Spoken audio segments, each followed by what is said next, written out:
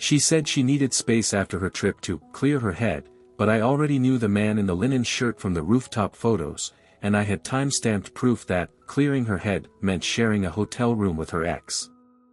That was the sentence I kept saying to myself, over and over, like it might make the truth sting less. But it didn't. It never does. Let me back up, though. Not too far, just enough to understand how someone like me ended up standing in a kitchen with a folder full of photographs and a silence between us that said more than either of us ever could. Her name was Lauren. We met in the middle of a downpour.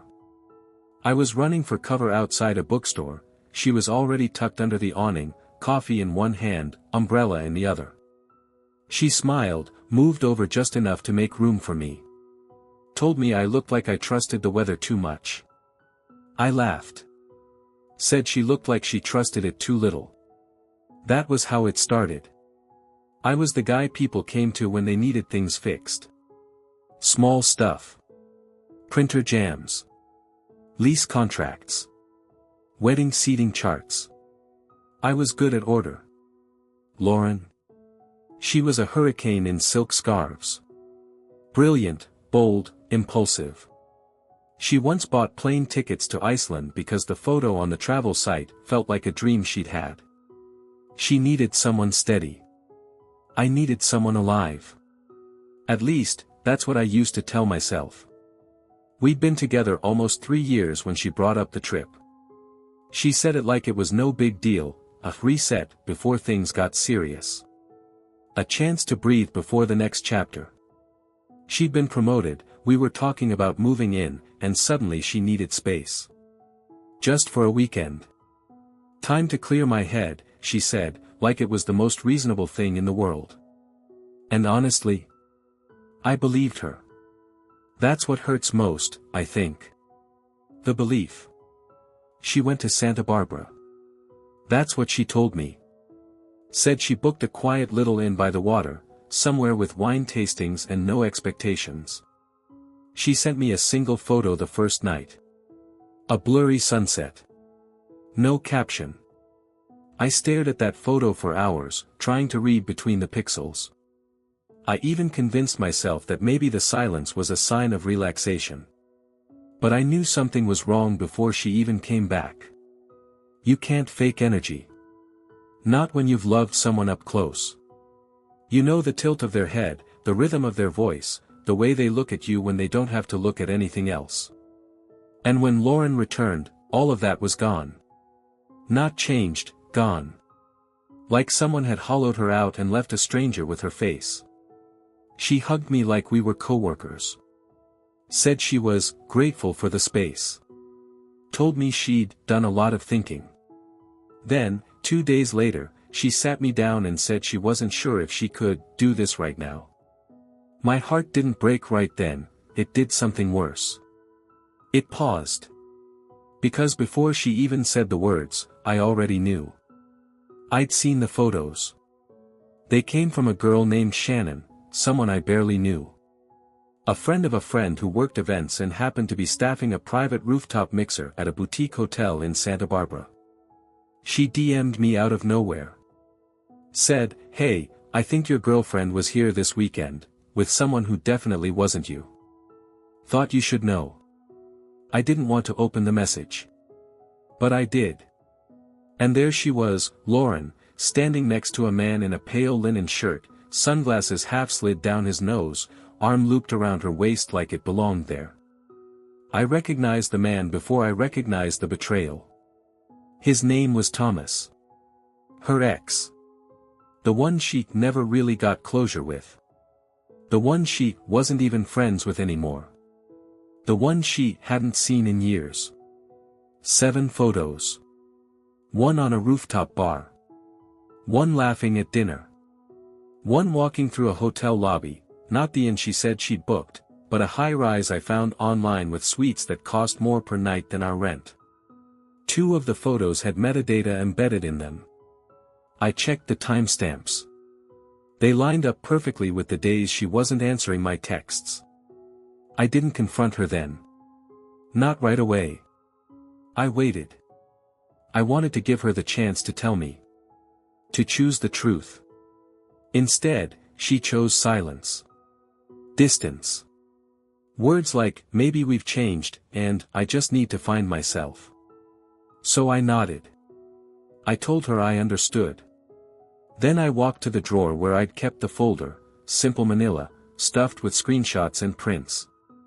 I placed it gently on the table between us. She stared at it like it was ticking. "What's that?" she asked. I didn't smile. Didn't cry. Just said, "You said you needed space. I just thought you should know I gave it to you." But I didn't stop paying attention. She didn't reach for it. Not at first. Just sat there, breathing through her nose, blinking too often. And that was when I realized something I'll never forget.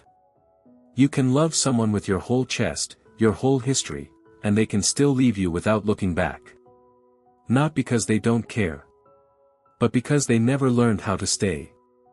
And when someone like that finds someone who makes them feel like the version of themselves they lost, they chase it. Even if it means becoming the villain in someone else's story. Even if that someone is you. She didn't open the folder. Not at first. She just stared at it like it was radioactive, like it might leak truth into the room if she touched it. And for a moment, I almost pitied her. Because when someone builds their comfort on a lie, the truth doesn't feel like light. It feels like exposure. I waited. Then, gently, I opened it for her. Pulled out the first photo, her and Thomas, sunset behind them, rooftop bar table between them, 2 drinks, 1 bill. I slid it across the table. Watched her eyes land on it. Watched them flicker, just once. She said nothing. So I placed another beside it. This one from the lobby, her hand trailing behind his, laughing like no one was watching. Except someone was. The lens caught it all. The intimacy. The ease. The lie. "Lauren," I said, soft but clear. "Don't tell me this was about clearing your head." She finally looked up at me then, really looked. Not the way you look at someone you love. The way you look at someone who's caught you, and you're not sure whether to confess or double down. "I didn't plan for it to happen," she said.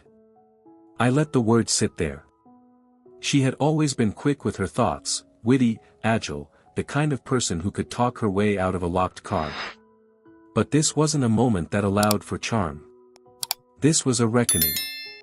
Was this the first time? I asked. She hesitated. That was my answer. No, she admitted. We saw each other once before. A few months ago. He reached out. Said he was moving back to the coast. Wanted to catch up. I nodded. And you just forgot to mention it. It didn't feel relevant, she said, and the moment she did, I think she heard herself. Flinched. I mean, I didn't think it meant anything. But it did, I said. Or else you wouldn't have met him again. Or flown across the state for a reset weekend that just so happened to include rooftop cocktails and shared hotel rooms. She closed her eyes. I didn't sleep with him, she said, and I could tell she believed that would matter. Doesn't change the story, I replied. You still left me out of it. And that was the core of it, really. Not just the photos, or the trip, or even Thomas. It was that she made a choice, to create a version of her life where I didn't exist. At least, not in the part that counted. You should have told me, I said. I couldn't, she whispered. I was afraid it would ruin everything. I laughed, low, tired. You mean the wedding? The apartment we almost signed the lease on? The future you kept describing like it was already ours? She didn't answer. And maybe she didn't have to. Because the silence between us had already spoken. It said, I loved you, but not enough to be honest. After a long pause, she reached for one of the photos. Traced the edge with her finger like she could somehow smooth it down, make it look like something it wasn't. I don't know why I went, she said. I think. I think part of me just wanted to remember who I was before all of this. Before us. Not because you're bad, but because I lost myself somewhere along the way. I didn't say anything. She looked up. You were always so steady. So sure. And I thought I wanted that, I do, but I also started to wonder if I just picked the safest harbor instead of the right one. That one hit me. Not because it was cruel, but because it was honest. I never asked you to shrink for me, I said. I know. And I never tried to box you in. I know that too. Then why wasn't I enough? Her face folded then, just a little. The kind of expression people make when they wish they were better than their choices. It's not that you weren't enough, she said. It's that I wasn't done looking. I let that sit.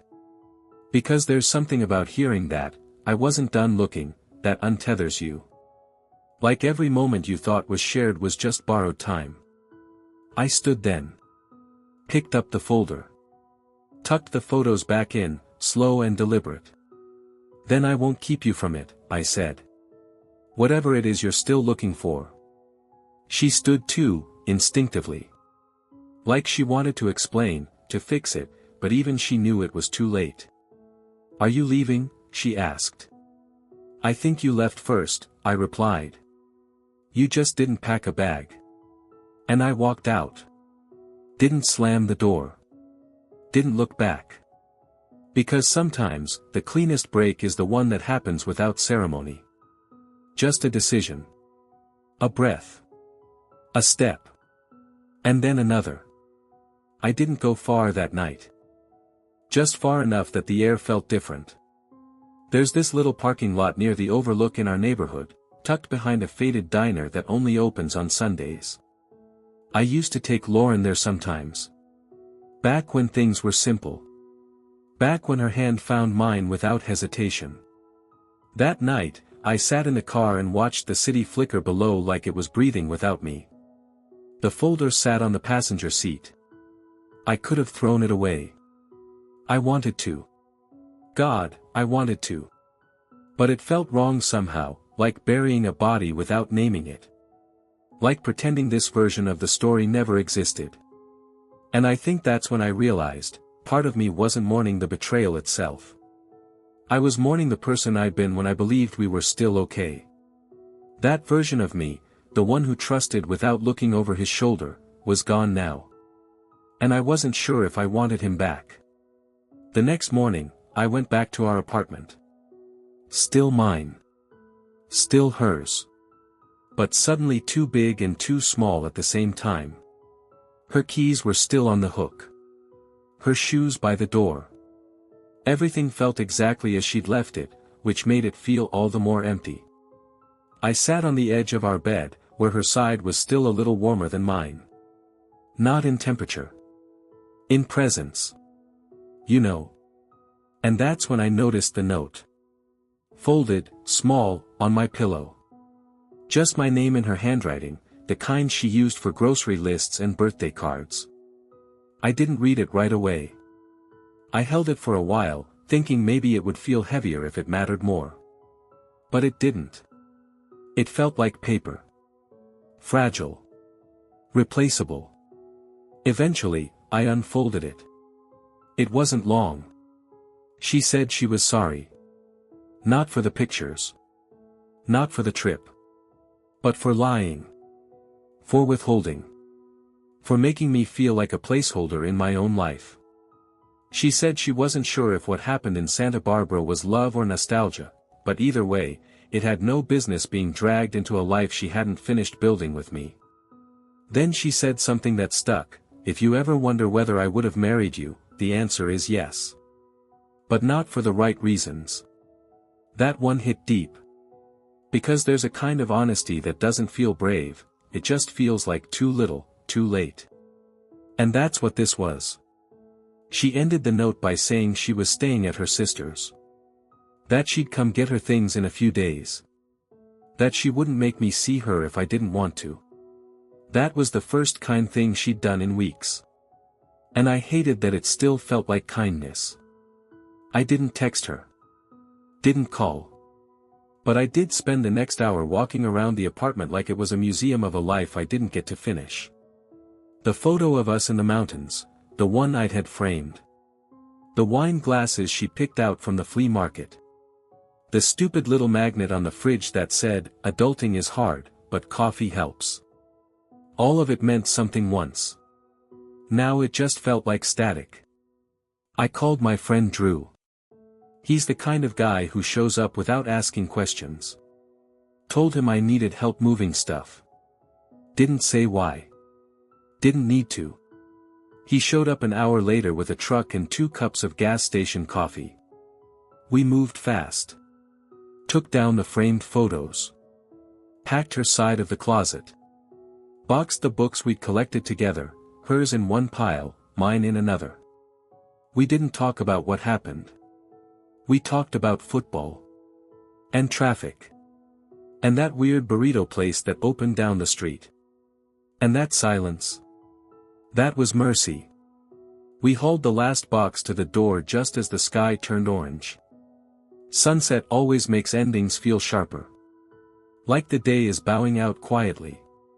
When he left, I stood alone in the apartment. Half full. Half missing. And that's when I opened the cabinet under the sink and pulled out the ring. Still in its box. I opened it, just to see it. Not because I wanted to change anything. It was simple. Silver band. No stones. Just clean, honest weight. I'd chosen it because it felt timeless. But maybe some things aren't meant to be timeless. Maybe they're just meant to teach you what you need before you can love the right way. I put the ring back in the box and tucked it deep in the drawer, not as a keepsake, but as a reminder. That I almost gave forever to someone who didn't know how to live in the present. And that next time, if there is a next time, I'll choose someone who doesn't need a weekend away to decide if I'm what they want. Because I won't be the option someone tests. I'll be the choice they've already made. The knock came 3 days later, early evening, just after the light outside turned the living room gold. For a second, I thought maybe it was a neighbor or a package. I wasn't expecting her. I figured Lauren would text first. Ask if I'd be gone. Try to avoid the weight of it. But it wasn't Lauren. It was her sister, Jenna. She looked nervous, like she'd rehearsed something in the car and wasn't sure she remembered all the lines. Same dark eyes as Lauren, but calmer. Wiser, somehow. She was holding a small duffel bag in a cardboard box. "Hey," she said, voice quiet. I opened the door wider. "Hey." She stepped in without asking, not out of entitlement, but like someone who knew this wasn't going to be easy for either of us. "I told her I'd come," she said. "Thought it might be better that way." I didn't argue. She walked slowly, her eyes scanning the space like she was looking for the ghosts. Maybe she saw them. I hadn't moved much around, hadn't rearranged the furniture or boxed up the memories.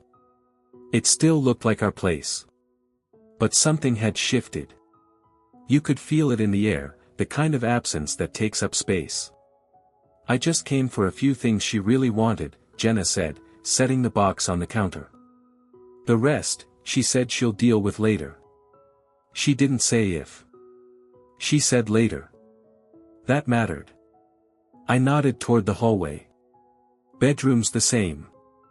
Closet's half empty. Her books are boxed already. "Thanks," she said, and walked back. I didn't follow her. I stood in the kitchen, staring at a mug on the counter, mine, chipped at the rim, still warm from the tea I never finished. It felt like a metaphor I didn't want to unpack. A few minutes later, Jenna came back, carrying a handful of framed photos. Ones of their family. One of Lauren as a kid, dressed as a ballerina. I remembered when I first saw that picture, she told me she quit ballet after 2 weeks. Said she liked the idea of it more than the discipline. That should have been a clue, maybe. She set the frames down gently in the box. Then she paused. Turned to me. She didn't come because she didn't want to make it worse, she said. I raised an eyebrow. Worse than lying. Worse than vanishing into someone else's arms for a weekend and calling it a personal retreat. Jenna winced, but she didn't defend her sister. She didn't scold me either. She just nodded, slow. I told her it was cowardly, she said. The way she left it. The way she tried to decide how much truth you deserved. I didn't expect that. I leaned back against the counter. Why are you really here, Jenna? She looked down at the box, then back up at me. Because I watched her fall apart after she came home, she said. And because I think part of her thought you'd still fight for her. That one stung. Not because she was wrong, but because she was too close to right. There was a version of me, just a few days ago, who would have begged for a second chance. Who would have offered therapy, time, whatever she needed to find her footing again. But that version of me died when I saw her hand in Thomas's. When I realized she didn't just make a mistake, she made a choice. She told me something, Jenna said. Said that being with you felt like standing on solid ground after years of treading water. But then she wondered if she even remembered how to walk on land. I exhaled. Not a laugh. Not a sigh. Just the kind of breath you let out when your ribs are too tired to keep holding it in. I loved her, I said. Fully. Quietly. In all the ways that matter. I know, Jenna said. There was a long pause. Then she walked to the door, turned the handle halfway, and said, you don't have to hate her to walk away. You just have to love yourself enough to know when you've been made small. And with that, she left. I didn't cry. Didn't throw anything.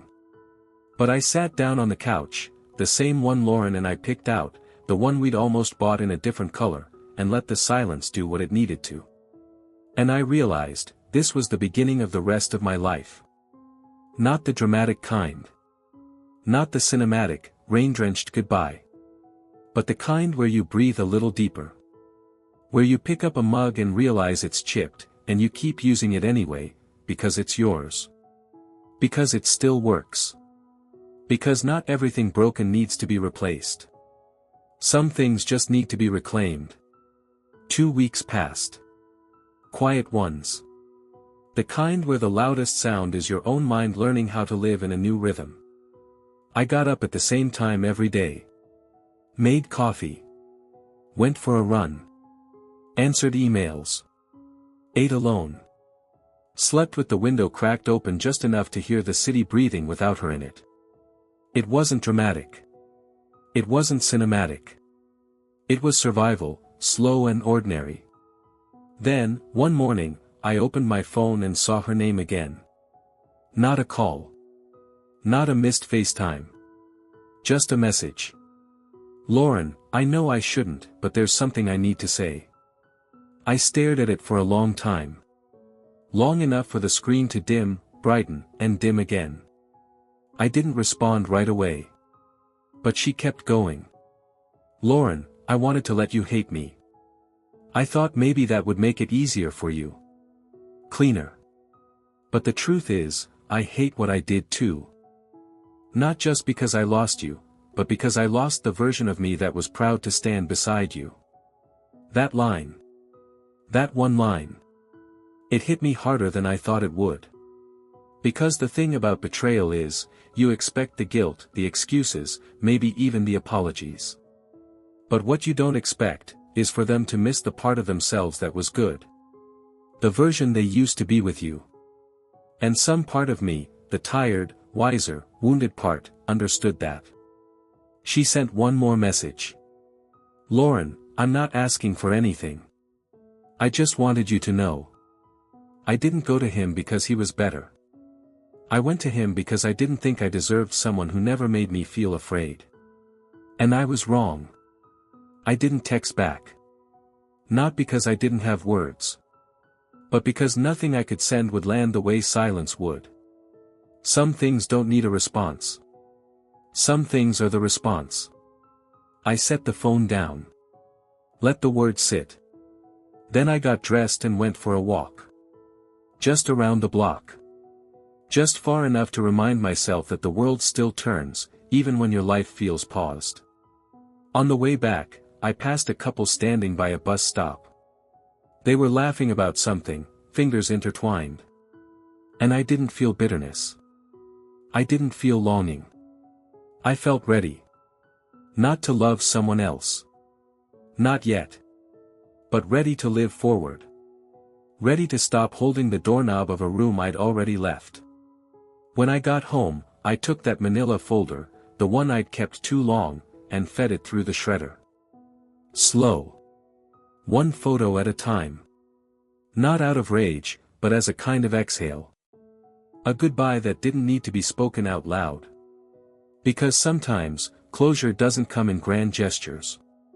Sometimes, it's just you, finally letting go of what was never yours to keep. It's strange, the moment you realize you're no longer bracing for them to come back. That the ache's not as sharp. That you haven't checked your phone without meaning to. That their name, when it shows up in your memories or your playlists, doesn't make your stomach twist. Just, hums quietly in the background, like a chapter you closed so slowly, it never slammed. That was me, a few months later. I was standing in a little hardware store on a Saturday morning, holding a paint swatch in one hand and a half-eaten donut in the other. Thinking about repainting the bedroom. Something lighter. Something that didn't remember us. And it hit me, I was okay. Not fixed. Not over it. But okay. Life wasn't waiting on an apology anymore. Or a confession. Or a perfect closure wrapped in a neat little bow. Life was mine again.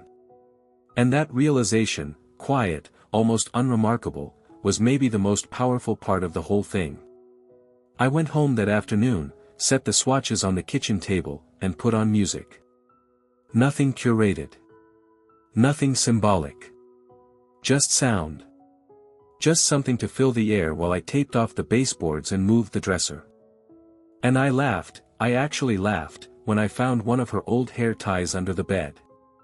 I held it for a second, just long enough to acknowledge it, and then tossed it in the trash with the grace of someone who'd learned to let things go without ceremony. That night, after 2 coats of cloud white and a mess of paint-stained clothes, I stood in the middle of my room and felt it, a space that belonged to me. Not to the past. Not to what almost was. To me. There's no moral to this story. Not really. I didn't walk away with a shiny new relationship or a dramatic reconciliation. No viral post. No neatly packaged revenge arc. Just a quiet truth. That sometimes, the strongest thing you'll ever do is leave the door closed after someone walks out. Even when part of you still hopes they'll knock again. Even when you miss the way they laughed at your terrible jokes or wore your t-shirts to bed. Even when their ghost tries to take up space in your favorite chair. Because you're not the same person who waited by the window. You're someone who remembered how to live without apology. And that's worth everything. So no, I don't hate her. I don't wish her harm. I just hope, whatever she's still looking for, she finds it. And me? I've got a fresh coat of paint, a playlist that doesn't make me flinch, and a life that fits again. No manila folders. No rooftop secrets. Just mornings that feel like mine. And the steady, quiet peace of knowing I stayed true, even when she didn't.